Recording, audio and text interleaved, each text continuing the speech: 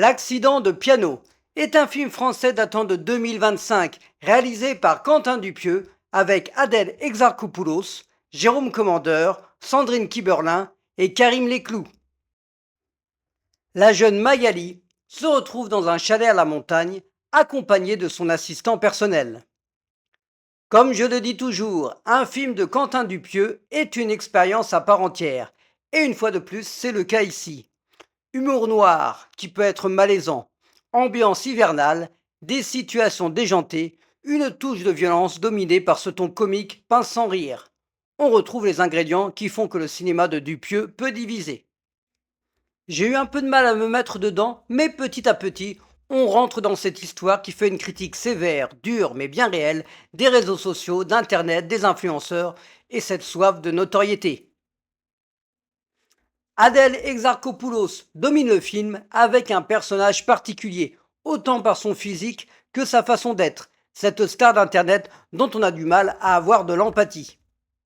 J'ai pensé au rôle qu'elle avait joué dans Mandibule, déjà réalisé par Dupieux aux côtés du duo du Palmacho, avec quelques petites similitudes. Elle pousse des fois le curseur un peu trop loin, mais dans l'ensemble, très juste et très flippante.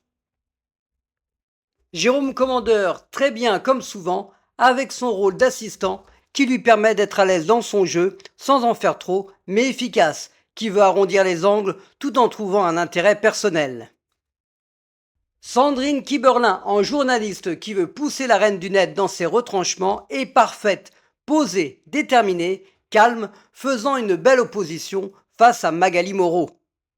Enfin, Karim Leclou, que l'on voit trop peu ici à mon goût, avec son naturel qui domine sa performance d'acteur en fan excessif, va permettre de montrer tous les avantages et les inconvénients de la popularité. Il avait déjà joué avec Adèle dans Bac Nord de Cédric Jiménez en 2020. Il méritait qu'on exploite plus son personnage. Une scène de dialogue importante pendant l'interview avec flashback à la clé, des situations rocambolesques qui frôlent avec l'absurde et on aime ça.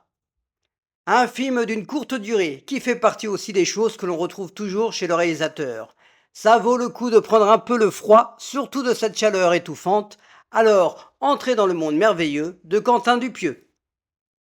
Une partie du tournage a été faite à Megève.